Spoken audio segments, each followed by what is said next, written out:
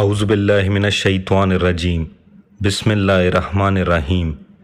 جب امام علی علیہ السلام نے خوارج سے جنگ کرنے کا ارادہ ظاہر کیا تو آپ سے کہا گیا کہ وہ نیرواں کا پل عبور کر کے ادھر جا چکے ہیں، تو آپ علیہ السلام نے فرمایا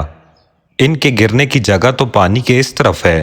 خدا کی قسم ان میں سے 10 بھی بچ کر نہ جا سکیں گے اور تم میں سے 10 بھی ہلاک نہ ہوں گے۔ جب خوارج مارے گئے تو آپ سے کہا گیا کہ وہ لوگ سب کے سب ہلاک ہو گئے۔ آپ نے فرمایا ہرگز نہیں، ابھی تو وہ مردوں کی صلبوں اور عورتوں کے شکموں میں موجود ہیں، جب بھی ان میں سے کوئی سردار ظاہر ہوگا تو اسے کاٹ کر رکھ دیا جائے گا، یہاں تک کہ ان کی آخری فردیں چور اور ڈاکو ہو کر رہ جائیں گی۔ انہی خوارج کے متعلق امام علی علیہ السلام نے مزید فرمایا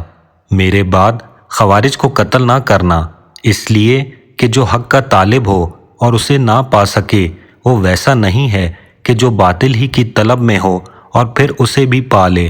سید رضی کہتے ہیں کہ باطل سے مراد معاویہ اور اس کے ساتھی ہیں۔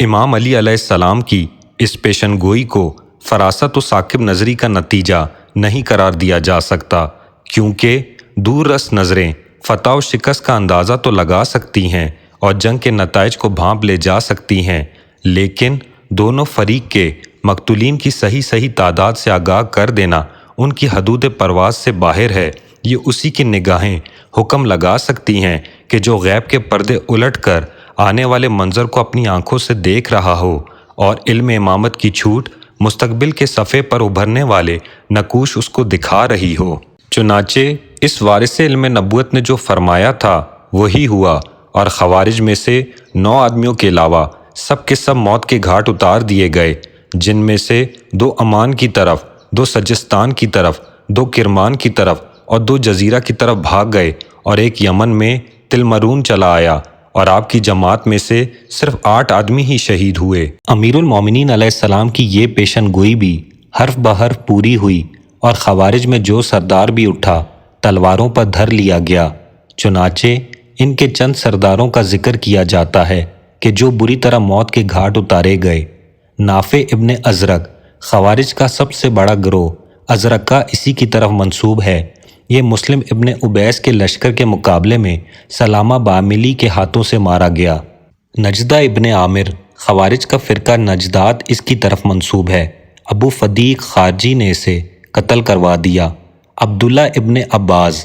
فرقہ عباسیہ اس کی طرف منسوب ہے۔ یہ عبداللہ ابن محمد ابن عطیہ کے مقابلے میں مارا گیا۔ ابو بہیس ہیثم ابن جابر فرقہ بہیسیہ اس کی طرف منسوب ہے۔ عثمان ابن جبان والی مدینہ نے پہلے اس کے ہاتھ پیر کٹوائے اور پھر اسے قتل کر دیا۔ ان کے علاوہ مزید خوارج کے 15 سردار ایسے ہیں جو بری طرح مارے گئے اور جن کا ذکر نہج البلاغہ میں درج ہے۔ امام علی علیہ السلام کا اپنے اصحاب کو قتل خوارج سے روکنے کی وجہ یہ تھی کہ چونکہ امیر المومنین علیہ السلام کی نگاہیں دیکھ رہی تھی کہ آپ کے بعد تسلط و اقتدار ان لوگوں کے ہاتھوں میں ہوگا جو جہاد کے موقع و محل سے بے خبر ہوں گے اور صرف اپنے اقتدار کو برقرار رکھنے کے لیے تلوار چلائیں گے، اور یہ وہی لوگ تھے کہ جو امیر المومنین علیہ السلام کو برا سمجھتے اور برا کہنے میں خوارج سے بھی بڑے چڑھے ہوئے تھے۔ لہٰذا جو خود گم کردہ راہ ہوں انہیں دوسرے گمراہوں سے جنگ و قتال کا کوئی حق نہیں پہنچتا،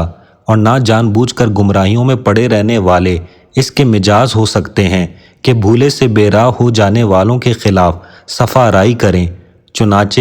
امیر المومنین علیہ السلام کا یہ ارشاد واضح طور سے اس حقیقت کو آشکار کرتا ہے کہ خوارج کی گمراہی جان بوجھ کر نہ تھی، بلکہ شیطان کے بہکاوے میں آ کر باطل کو حق سمجھنے لگے اور اسی پر اڑ گئے، اور معاویہ اور اس کی جماعت کی گمراہی کی یہ صورت تھی کہ انہوں نے حق کو حق سمجھ کر ٹھکرایا اور باطل کو باطل سمجھ کر اپنا بنائے رکھا، اور دین کے معاملے میں ان کی بے باکیاں اس حد تک بڑھ گئی تھی کہ نہ انہیں غلط فہمی کا نتیجہ قرار دیا جا سکتا ہے اور نہ ان پر خطائے اجتہادی کا پردہ ڈالا جا سکتا ہے،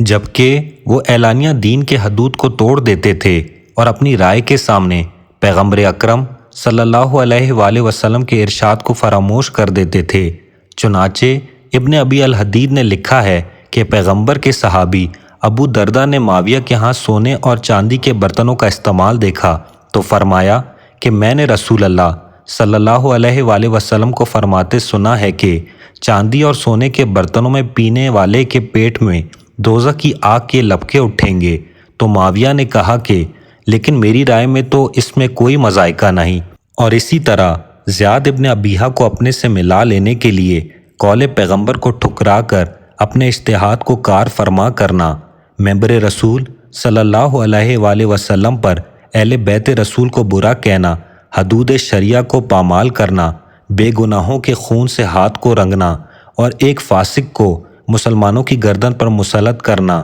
ایسے واقعات ہیں کہ انہیں کسی غلط فہمی پر محمول کرنا حقائق سے چشم پوشی کرنا ہے۔